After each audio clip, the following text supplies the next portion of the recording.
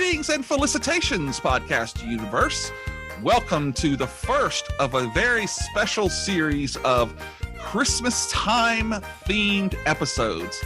That's right. For this month of December, we are going to have a podcast each week specializing on a certain topic. And to start us off will be our Fave Five Christmas themed movies. So today's topic, I have brought back someone from the deep, dark recesses of our early episodes, a Poe aficionado, to the Plastic Microphone Studios. And once again inviting Miss Tiffany DeMatre. Hello, Miss Tiffany. Hey, how are you, Jamie? I'm doing really good. How about you? Good. Well, welcome back. To the Christmas spirit. Ho, ho, ho. Well, it is, as we do this, it is Black Friday, the day after Thanksgiving, getting us ready to start putting up trees and roasting chestnuts. What is a chestnut anyway? I'm not really sure. I don't know, but we don't put up a Christmas tree. Oh, okay then. That's all right, Charlie Brown. We do. We do a Charlie Brown tree. Hey, who's that there with you? This is my husband. I wrangled him in for our Christmas movie. Hello, husband. Hello, Jamie. How we doing? Good, Chris. How are you? Good. Thanks for being on the show with us, man. I appreciate it. This could be fun. Yeah, I'm looking forward to it. So what I invited you guys to do is to sit down and make a list of your 5 favorite Christmas movies. Those movies that speak to you especially. They don't have to be the ones that made the most money. They don't have to be the ones with the greatest heartfelt whatevers, but they're movies that are special to you. And you've been working on it, and you both kind of have smiles on your faces. So being that this will be a conjoined list, I'm guessing it turned out okay. I just say I won. Because my movies are the best. There you go. There you go. Well, great. Well, so what's going on? You guys are we're at school. You're not doing tele-teaching right now, right? No, we're still in person. Yeah. Okay. Which is good. Yes. Yes. And Chris, what about you? What do you do, sir? I work for an oil field service company. And due to this COVID stuff here, I've actually been working from home since March or so. Oh wow! Going into the office to the shop off and on as needed, but for the most part, working from home. I'm right there with you, brother. We're still going in like a majority of our company worldwide. Yeah, I hear there's a lot of people doing that. Next year, they're not even talking about it, going back into the offices for a while. So interesting times for sure. It is. It is. As we like to call it, the COVID kerfunkel. But that gives us time to stop back and think about our favorite Christmas movies. So if you guys are ready, I'm ready to put this list to the test. I assume that you have an honorable mention or two. Being an English teacher, you've got the fuzzy math down. Yes. Yes, yes. My favorites are towards the end of the list because I let him win. You let him. I like that. Yeah, it was a compromise. Aren't they all? That's a good marriage. She knows in her heart the top 3 are the top 3, though. You have to tell him we don't use the T word on the show. Stay. That's a naughty 3-letter word. So it's Fave. No, just kidding. You can do whatever you want. Okay, my first honorable mention is the Santa Claus with Tim Allen. Oh, that's a good one. And we're talking about the first one, not the second, third, fourth, fifth, or sixth. The original.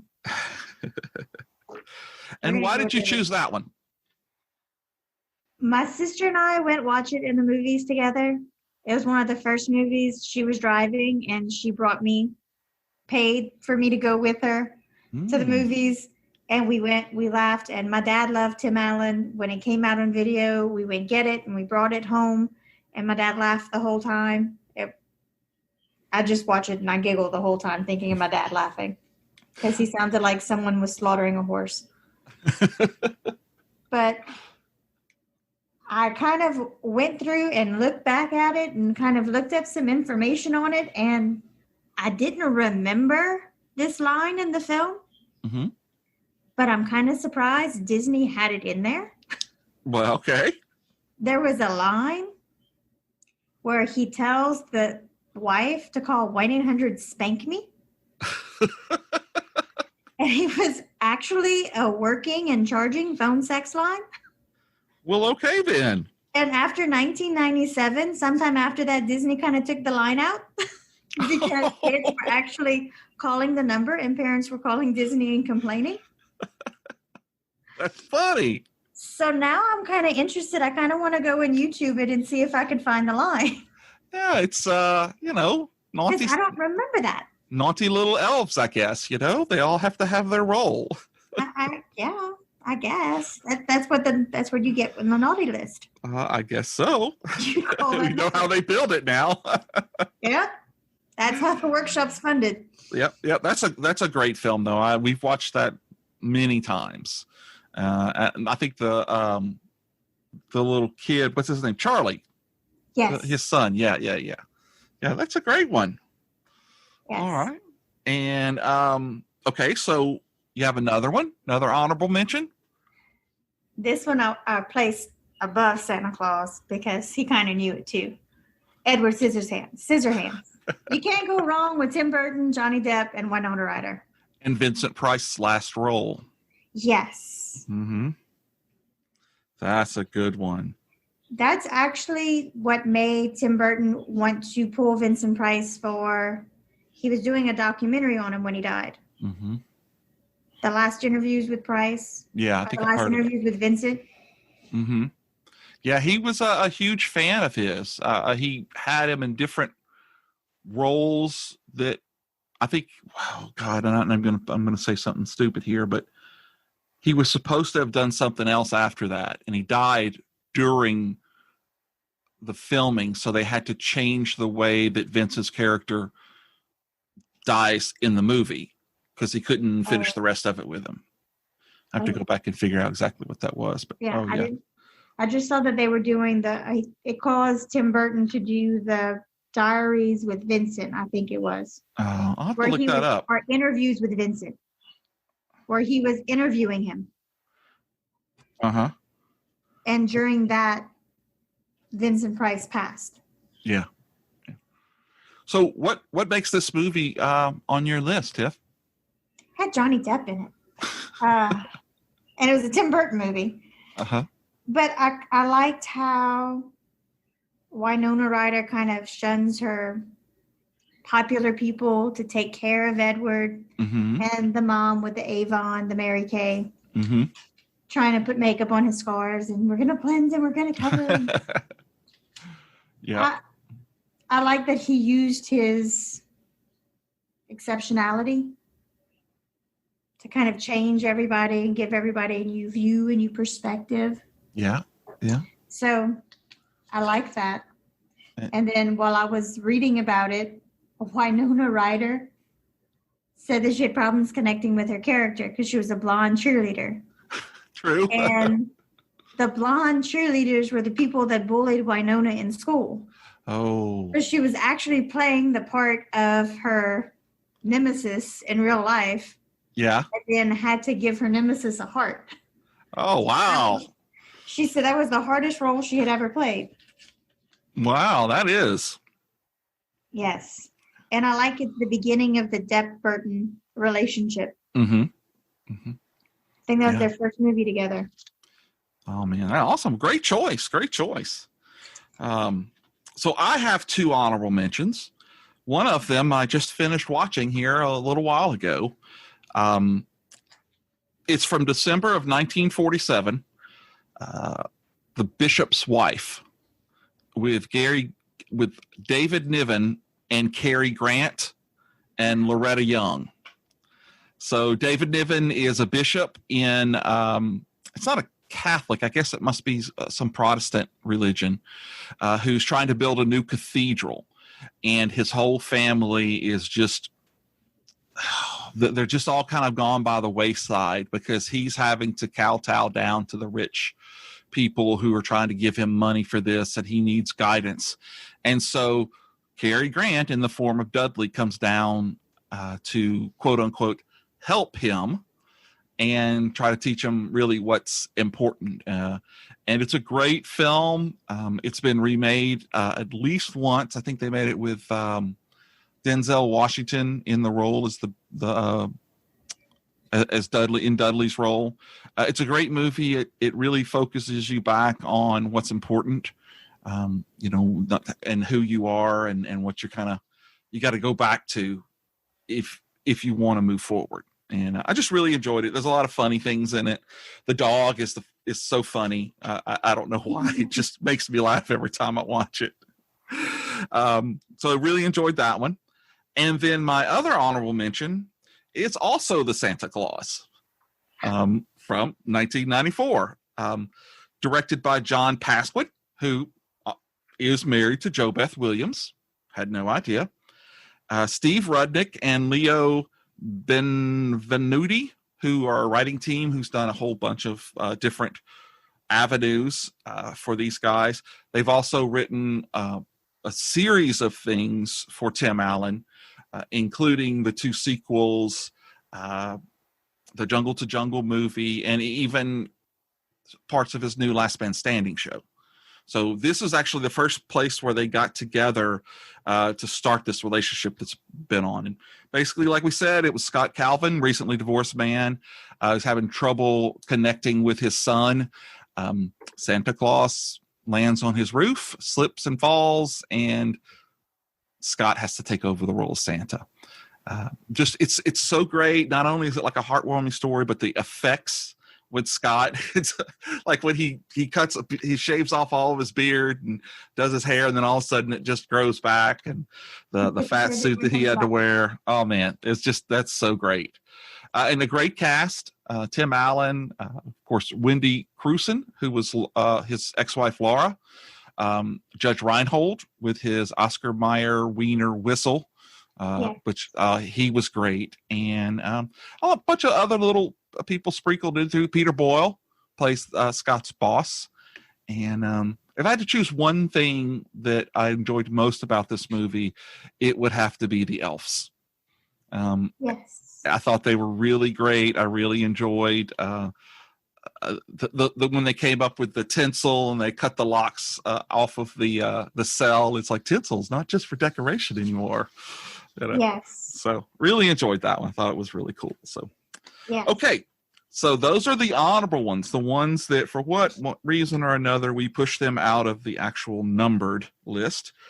I believe now we would be ready for your number 5. He's looking at it doing. I see that. Okay, my number 5 is Elf with Will Ferrell. Yes, Tina loves that movie. And actually, I think if I had to ask my dad his Fave 5, that'd probably be on the top of his list. Yeah, it would be top for Tina. I'm sure it'd be her number 1. And so, what's your favorite part about this one? Will Ferrell is I love Will Ferrell. Mm-hmm. He's funny, and listening to my father-in-law watch it with the kids and hearing them laugh and giggle the whole time, it makes the movie for me. Yep. And then also there was a character in Elf from one of my other favorite Christmas movies, Ralphie from A Christmas Story. Is Ming the elf. That's right. That fusses at Buddy all the time. Yeah. So I love that about it. And I like that he's always in a good mood, and he's like, oh, like, we can do this. We got this. Yeah. When he goes to Santa, he pulls the beard, and you sit on life. The throne of life. You smell like cheese and meat. Yes. Oh, yes. That's such a great movie. We watch it every year without fail. Yeah. We do too. Yeah. Favorite scene out of that movie has got to be, for me, when Buddy is dancing in the mailroom with his new friend as they drink the special what is that? Syrup, the special syrup that the guy has. Yeah. And then he does the Russian dance. That's really yes. And I like when the dad wakes up in the morning and the whole house is decorated. He was like, "You did this?" And he was like, "Yeah, what was I supposed to do?" He got a good 30 minutes of sleep or something like that. Yeah. Yeah. No, it's a great movie, and I love Ed Asner's role as Santa. He was a little gruff, but at the same time, he was very heartwarming. And of course, Bob Newhart, was amazing as Papa Elf. It's such a great movie. And I love the way that they're at the beginning when they're leaving, and you see all of the creatures together, and you see the narwhal, and so many people think that the narwhal is an imaginary animal. And it's not, it's a real honest to God. Exactly. I've actually touched a narwhal's horn before. Oh God. Yes. There's yeah, it was cool. There's a Smithsonian, one of the, I guess it's American culture. And they have like this old room that's set up like an late 1800s hunting club. And they actually have a real one in a case, and you can put your fingers in through and touch it. Ooh. So, yeah. Well, I guess if it was dead, I could do it. Yeah, yeah. It wasn't in the actual water. It was just the tooth. Yeah, it was just the tooth. So, well, that's a good one. Tina will approve. Yes. Yeah. So my number 5 is a little diddly that has been made over and over and over again. But this is probably, aside from the Patrick Stewart one-man show version of this, the Muppet Christmas Carol has got to be my favorite version. It's got so many great characters in it. You've got Gonzo and Rizzo the Rat as being the narrators, Michael Caine as Scrooge, so many different, you've even got Dr. Benson, Honeydew, and Beaker are in it. I mean, you just can't go wrong, Love this. I have it, on DVD. We don't watch it every year, but try to get it in a lot. And of course, you've got Piggy and every year. Yeah, I think it was one of those growing up. It was on TV every year. Mm-hmm. We watched it every year as well. Yeah, it's a great one. I always get a kick out of it. But this was, of course, directed by Brian Henson of the Hensons, and it was written by Jerry Jewell, or adapted, who in some way or another worked on almost every Muppet movie up until the last one, which I think was Muppets in Space. So that's quite a resume there. Yeah, quite a resume. So, okay, so let us jump back to you guys to give us your number 4. He doesn't like my number 4. My number 4. It's a classic. It's a classic, and it's kind of a penance for everybody in my house because we have to do it at least once. Okay. It's A Christmas Story. Oh, that is awesome. Ho, ho. Yes. And I love it when they're changing the tire. Mm-hmm. And he drops the rim with all the bolts in it. And he goes, and I said it. It was out my mouth before. Sure. I was like, yep, I know that. Oh my God. Ralphie Parker. So amazing. You have PTSD when the mom sits with the bar of soap in his mouth. Yeah, that was one of my my childhood penances, you can say, is bar of soap in the mouth. I still blow bubbles to this day. But I can relate to that scene for sure. Yeah, that is a great one. You guys have excellent taste, because that's my number 4 as well. Oh, really? Really, right on number 4. Directed by Bob Clark. Based on, now this is something I did not know until I looked this up. So this was based in part on a book called In God We Trust, All Others Pay Cash by Gene Shepard, who is the voice of the narrator, but he's also has a small cameo as the guy standing in the Santa Claus line at Higbee's little thing there. But now, Yep. Bob Clark only got to do A Christmas Story because he directed Porky's. Mm-hmm. And Porky's did so well that he agreed he would do the sequel, Porky's 2, if he could film A Christmas Story. Really? Yes. I thought that was hysterical that A Christmas Story is tied to Porky's. That is funny. And of course, you can't talk about this movie without talking about the Red Ryder BB gun. Just keep your eye out. Mm-hmm. Which, again, in researching for this role, the Red Ryder BB gun, as in the movie, was never actually produced. There were one model that had a compass and a sundial in the stock, but it didn't have the Red Ryder model. And then for this one specifically, because little Peter Billingsley was left-handed, they had to mount everything onto the other side. So it was just kind of, I guess, like the red swing line stapler from Office Hours that Yes. They made it just for this, which I thought was cool. And he does almost shoot his eye out. Okay. And of course, you can't talk about this movie without talking about the wonderful performance by Darren McGavin as the old man, and just his string of obscenities that didn't have to make it into the movie, which today they would put it in the movie, I think. Yes. But the way he did it was just amazing. And how proud he was of that leg lamp. It must be Italian. It's from Fragile. Oh, yes. There's so many great things about this movie. The way that they tie all those little vignettes, together. The triple dog dare.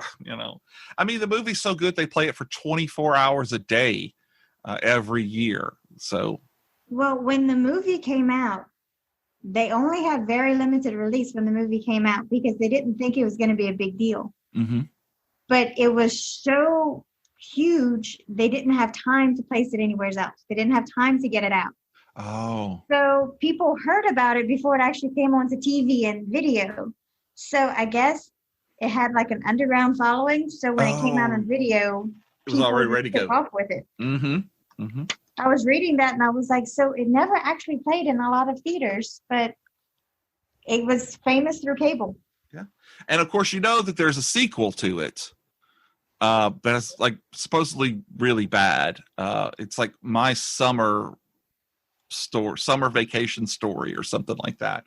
I think Charles Grodin's in it as the dad. And I've never actually watched it. People tell me just to avoid it. But it's out there somewhere. So we'll see. I don't know. Yeah. Okay, so I'm thinking now we're going to start getting into some of Chris's territory. Is that right? Absolutely. All right. Well, let's see what your number 3 is going to be. National Lampoon's Christmas Vacation. Oh. All right. And why do you like that one?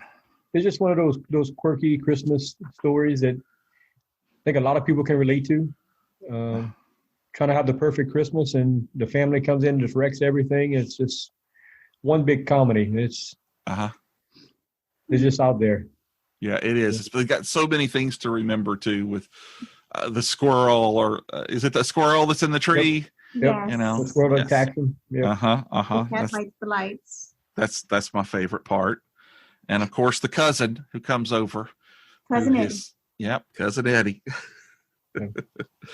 That's a good one. So, Tiff, how do you feel about number 3?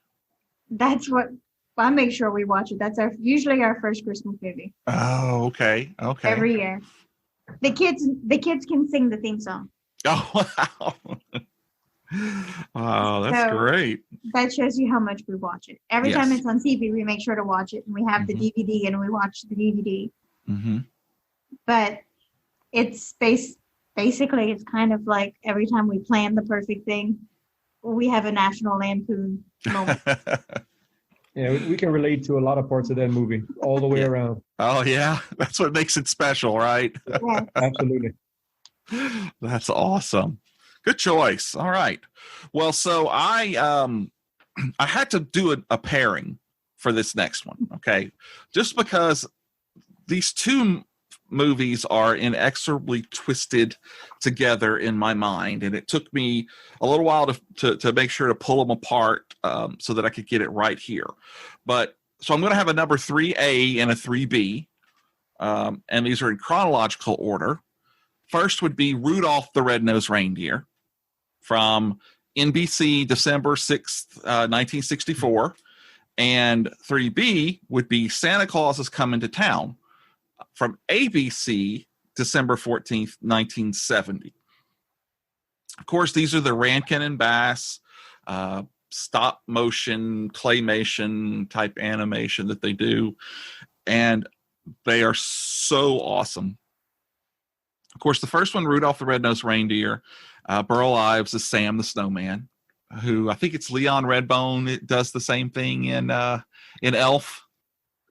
He's the Sandman. Yeah, I'm Sandman, the Snowman.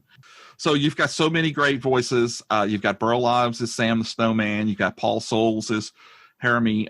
Billy Richards as Rudolph. And, of course, my favorite from the show is Larry Mann, the Yukon Cornelius. Wahoo! So we've got some great songs from both of these. Both have been sung by the cast members. A Holly Jolly Christmas, of course, the Rudolph the Red-Nosed Reindeer song. And that led into Santa Claus is Coming to Town, where you've got Fred Astaire being the S.D. Kluger, the postal guy who is bringing the letters to Santa. Mickey Rooney as Kris Kringle and Santa Claus. This is a really cool story, too, because it's not just about, it's really what brought it up there. And, of course, you've got the Burgermeister Meisterburger, which is probably one of my favorite things to say of all times. The first toy makers to the king, put one foot in front of the other. So many that we still sing to this day. And so these two, again, I think they're like the perfect pairing, like wine and cheese. So anyway, that's my number 3. So we're getting close. Now it's time for your second favorite Christmas movie of all time. It's hard to have a Christmas list and not include Home Alone. Home Alone. Okay. Yeah, that's another one of those we watch every year, sometimes multiple times a year. Mm-hmm. It's just a very good movie where the kid by himself and just takes on the bad guys. Yeah. Right? And wins. Great music throughout the entire movie. John Williams, who did the music for that movie, he's done many huge movies with Steven Spielberg. Mm-hmm. Star Wars, Jaws, Indiana Jones, Harry Potter. I think the music is another thing that just makes that movie. It gives it the extra little inch where it captures you before they even start the scenes. Yeah. It's funny. I've never heard anybody talk about the music from this movie before. It's always got to be all the stunts and all of the crazy stuff. But music is so important to any movie. So you're right on there. I'll go back and watch it, listening to the music for it. The music just it draws you in, and then it gets your heart rate up and ready for the scenes with the everything he's doing to the robbers, and just it sets you up. Throughout the whole movie. There's a great YouTube video out there that actually chronicles all of the stuff that he does to them and what it would do to a normal person. It's hilarious. I mean, didn't we watch that last year? Yep, we did. Oh, yeah? Yeah, I think Tate had found it for us. My son had found it. That's funny. So we pulled it up on the TV and we watched it, and I was like, my God. Yeah, I think my favorite stunt is when he opens the door and the blowtorch right on top of the head. Right on the top of the head, yeah. That's a good one. I like the doorknob that he's got the heater on, and he pulls it off, and he's got that little. Kind of reminds me of Raiders of the Lost Ark when the guy grabs the necklace and it's got it on his hand. Yeah, and also when he's walking up the stairs and he's stepping on the nails, he gets feathered. And then they meet up by the stairway or somewhere, and they look at each other like, "Where are your shoes?" And the other guy, "Well, why you dressed like a chicken?" So there's some comedy in the middle of the action there as well, which is pretty funny. Yeah, they had a great chemistry together too. Daniel Stern and Joe Pesci. Yes. Yeah, they were awesome. So it's funny that you talk about the music in that, because my number 2 is also this high on my list because of its music, but this is actually songs. And I didn't realize until just now that I have not one but 2 Muppet movies on my list. I cannot believe this. I can't believe I have 2 of them. But anyway, my number 2 is what may be a little known movie called Emmett Otter's Jug Band Christmas. Yeah, I completely forgot about that one. Yeah. So I didn't know was that this originally came out on the CBC, the Canadian Broadcasting Company, in 1977. And then the next year, December 17th, 1978, it premiered on HBO. And then it would come out on video. Yeah, I know. It was like, really? Because I remember watching it, but I don't know what it is. I've got a friend, Phantom Dark Dave, that we've talked about, and he laughs at me because this movie is one of my favorites. But I just absolutely love it. It's kind of the whole Christmas themed Gift of the Magi, just a feel good thing. And of course, you've got the River Bottom Nightmare Band with the guy, the snake, and the bear. So you guys have seen it then? Yep. The first time I saw it was with him. Oh, cool. And I remember watching the movie for the first time. I was like, it was real cool. You can play music with a jug. I go around the house and trying to find different bottles and milk jugs and see what kind of music I can make. And of course, it wasn't nearly as good, but yeah. Oh, I'm sure it was great. So it was actually based on a book, which I didn't know, of the same name, and the music was all original, and it was written by Paul Williams. So Paul Williams, I knew him as Little Enos Burdett on Smokey and the Bandit. Yep. So come to find out, this guy has written a ton of stuff. He also wrote the song Evergreen, the love theme from A Star is Born. Really? Yeah, that Barbara Streisand sang. Mm-hmm. He won a Grammy for the Song of the Year and an Academy Award for Best Original Song. Yeah, so I had no idea he was a musician. Me either. Of course, I knew Jerry Reed was in the movie. Yeah, but I didn't know he was at all. Yeah, I thought it was crazy, and I didn't even list them all here. But he's got a bunch of songs out there that he's written, and of course, he was the villain in Phantom of the Paradise too, and I think he did some of the music for that. But there's just some great one. There ain't no hole in the wash tub. When the river meets the sea, and of course the River Bottom Nightmare Band song. But I just love this one. I actually have this one on DVD, and I watch it every year.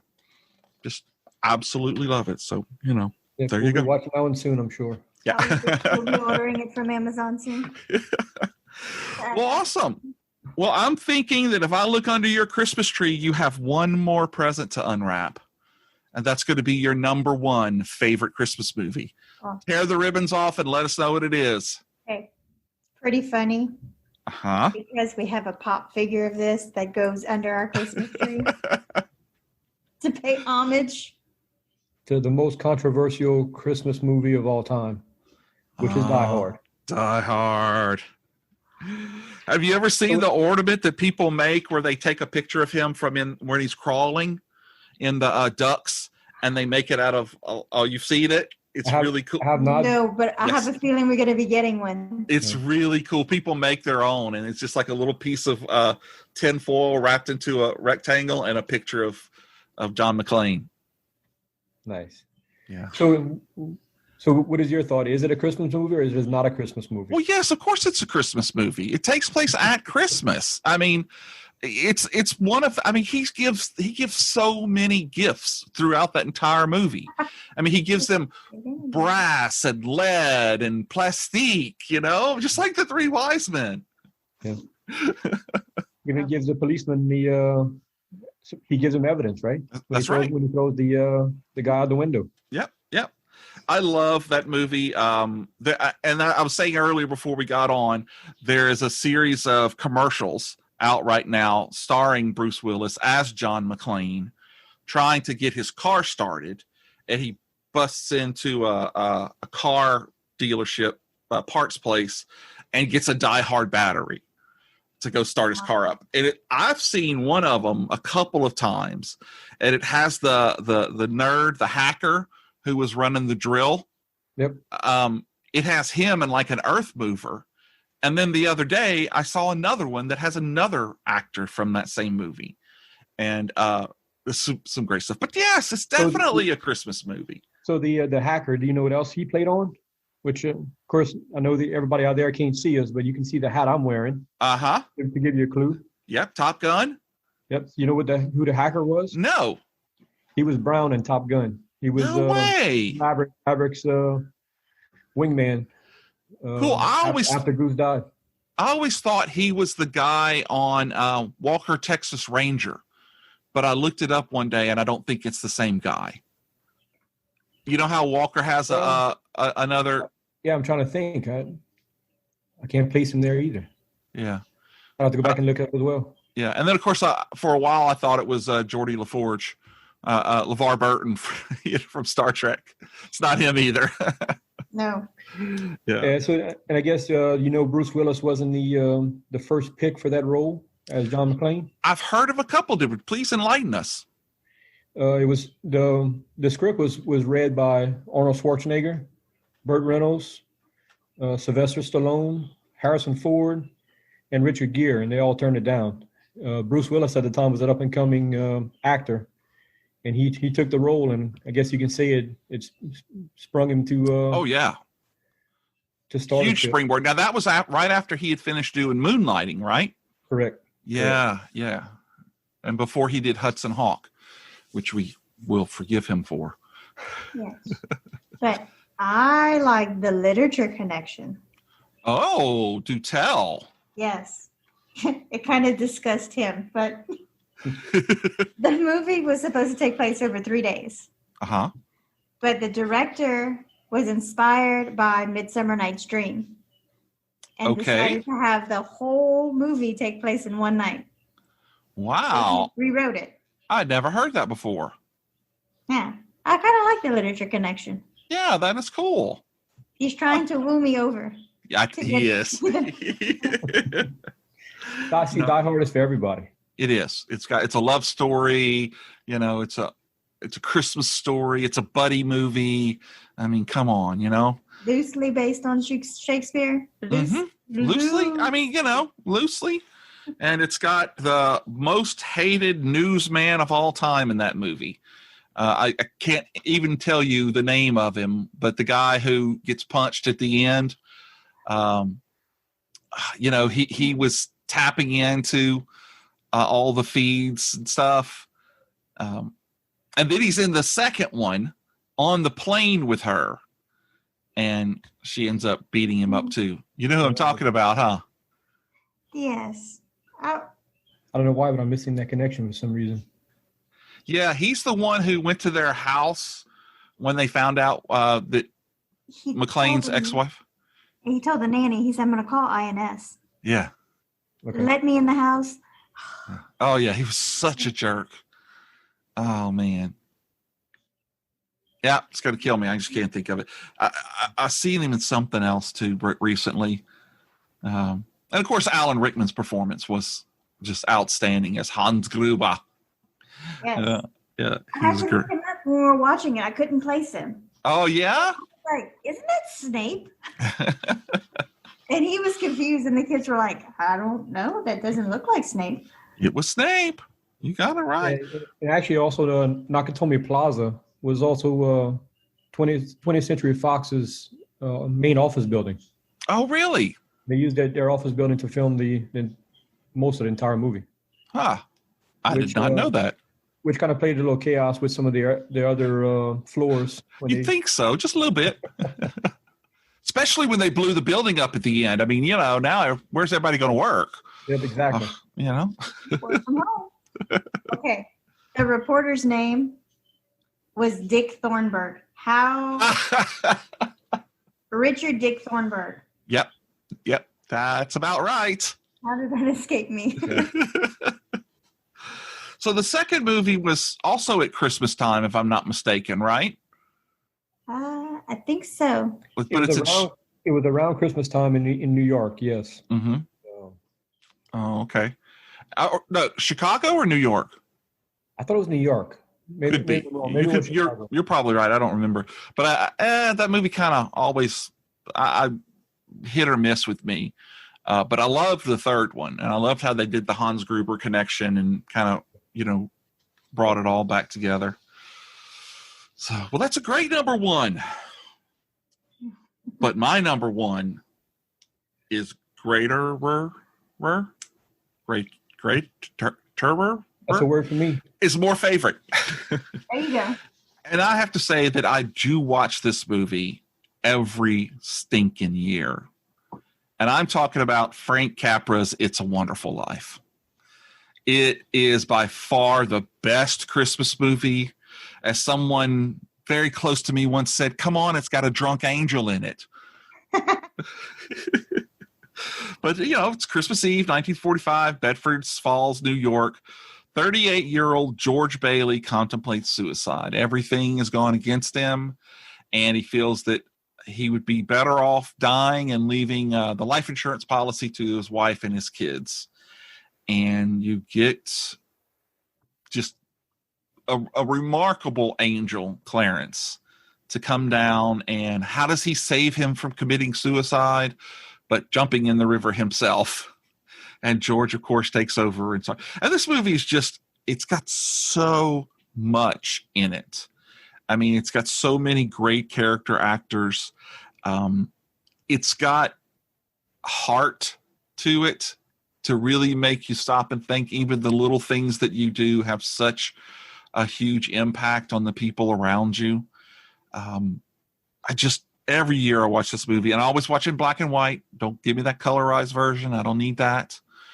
Some classic things are better left alone, right? They are. But one thing I didn't know until a couple of years ago, that this was actually written based on a short story that a guy named Philip Van Doren Stern wrote in November of 1939. And he sent it around to a bunch of different publishers, and nobody wanted it.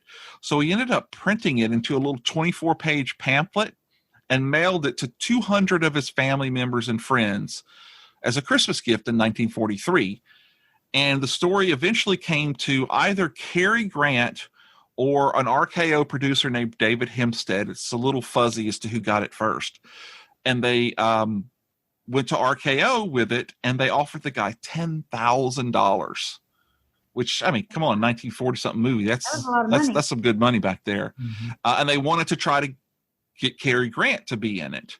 But he didn't take up the role. He instead took up my honorable mention number 2, the bishop's wife, which I thought was cool because I didn't know that until I was writing this all down, that my bookends were both possible Cary Grant vehicles. But it's a great movie. But something that a lot of people don't realize is there's actually a lost ending to this movie. And William Shatner, oddly enough, has a part in it. So back in the Dana Carvey days of Saturday Night Live, William Shatner was a guest. And you'll have to look it up because it's on YouTube. I rewatched it here. Jan Hooks is Mary Bailey. Dana Carvey's George. Uncle Billy is Phil Hartman. And Mr. Potter is John Lovitz. And basically, it's at the end of the movie after everything's good and Uncle Billy shows up and he's apologizing.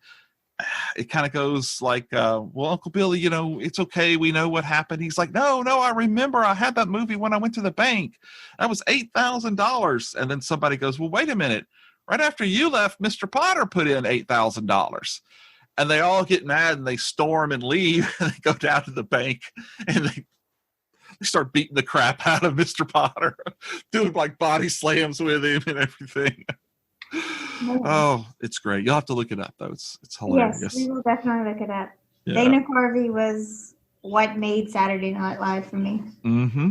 Mm-hmm. I mean, it was a great time, too. I mean, yeah, there was some meanderings here and there. But, you know, John Lovitz, Phil Hartman, Dennis Miller, he plays Harry Bailey, who comes in at the end. So just a perfect ending to that movie. But anyway, so that's my number one. This has been a wonderful exchange of gifts. You guys have given me a lot to think about, especially the Christmas Vacation. I have to tell you, I'm not a huge Christmas Vacation fan. There are parts of the movie that do make me laugh, but overall, I just can't get into it. I have to tell you. My daughter wasn't a big the Christmas Vacation. She'd watch it with us because it's mandatory in our house. You must know it and you must be able to place lines.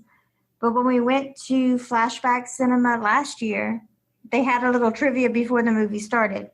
And Aunt Bethany, the old lady that says the national anthem for Grace, she's actually the voice of Betty Boop. Really? Yes. So after that, my daughter was sold. She was like, oh, now we gotta watch it. Now we know who the voice is. But she was the voice. She's the original voice of Betty Boop. I did not know that. That's really awesome. Betty And Boop. then now that they're getting older, they're starting to place things like that have happened in our Christmases in the movie, and they're like, "Oh, this is why we watch it." Okay, this is what it. Oh, yeah.